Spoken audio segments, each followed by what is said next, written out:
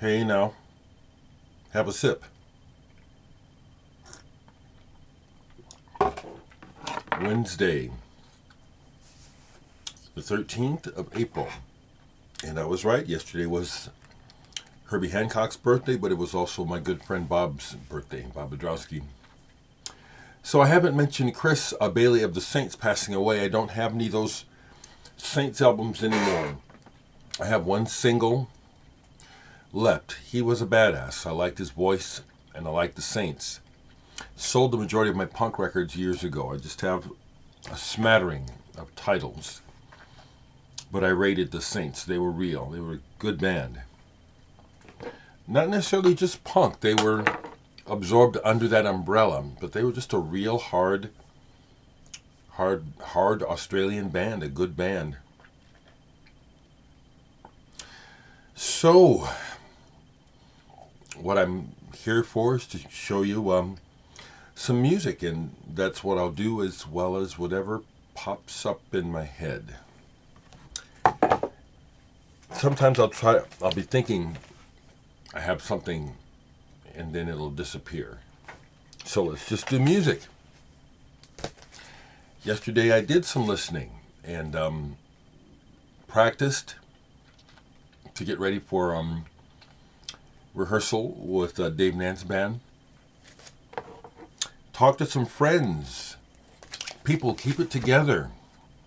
My goodness, I ain't gonna say no names, but I spoke to one musician friend of mine yesterday, and he is really on the edge of losing his mind, quite literally, and just can't get out of the rabbit hole of the brain.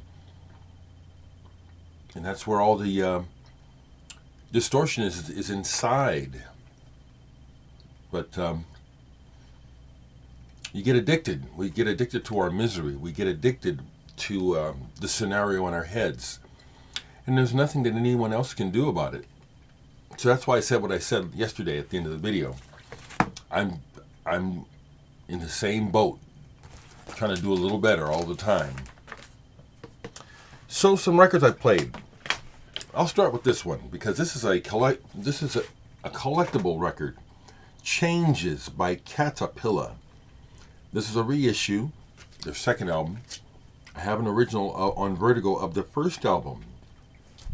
And I just, I'm keeping this, but to me this is flawed. It's spacey, and it's moving in the right direction, but I don't like the woman's voice, and the sax player is mediocre. But the overall trajectory of the band was interesting. So that's why I keep it, but really isn't that enjoyable of a listen in many parts of it.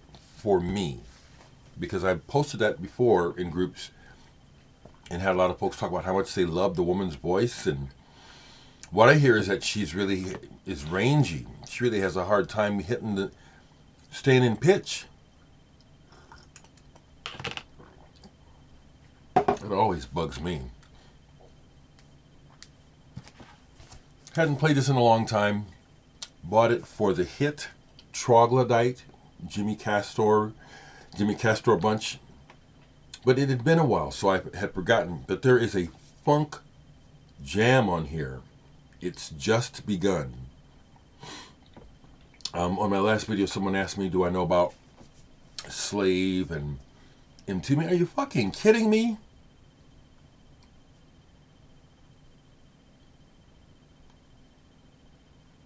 Do I have those artists?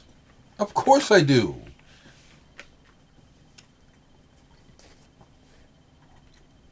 So, what y'all know about this besides the big hits and Bertha Had a Big Old Butt and Troglodyte? He was a good storyteller, and I do think that he could have been a lot bigger. He had some hits, but it seemed like he could have been a personality, someone that the public could have embraced, and it seems like they didn't. Overall, the album is so-so because it's like he's trying to appeal to a wide audience to me. But that one song, it's a monster funk jam. It's just begun. Play it and tell me. I was in my C section yesterday, so that's why Jimmy Castor. Then I forget the cat's name, but this was sent to me through the VC many years ago from Europe. Catastrophe, high dynamic. This is kind of an obscure jazz rock album. Are they French? Well, this says it was registered in London. Looks like it was recorded in London. This again is something that is hit and miss.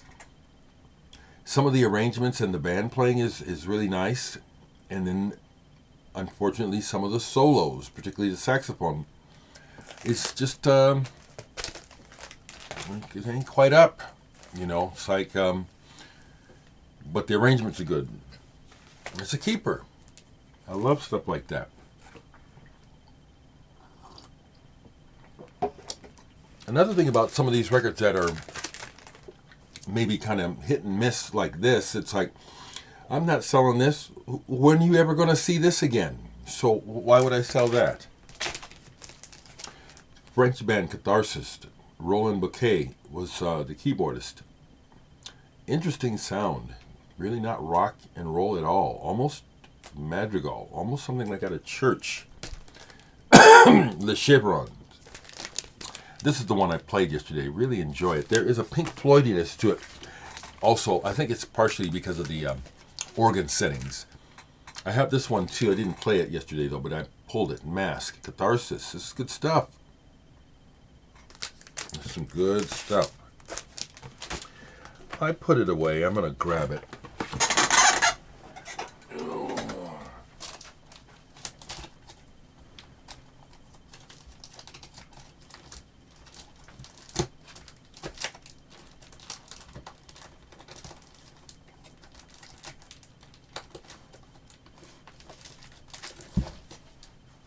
So,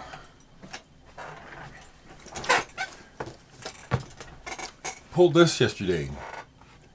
Four Tops.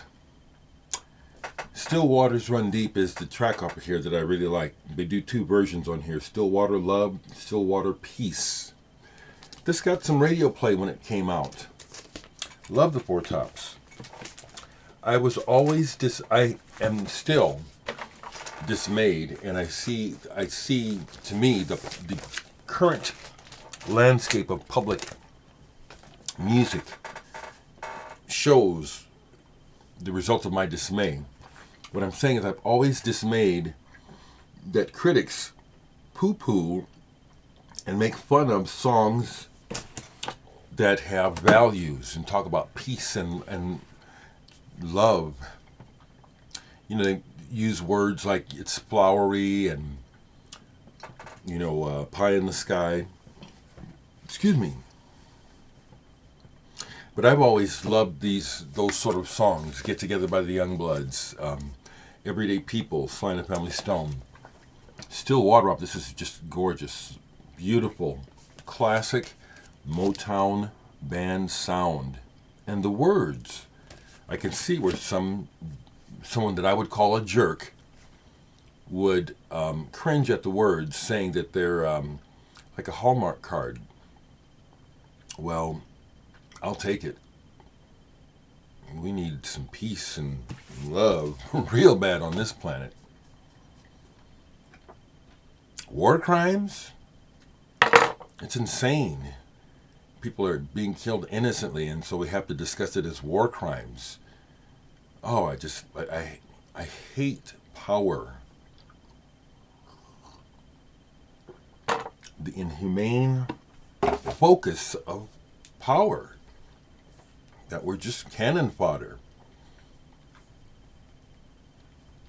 It bugs me. It really does. You know, it bugs me. So, that's what's right here. And there's... I'm going to keep it like that. Just real short and simple. Okay? I'll talk to you later.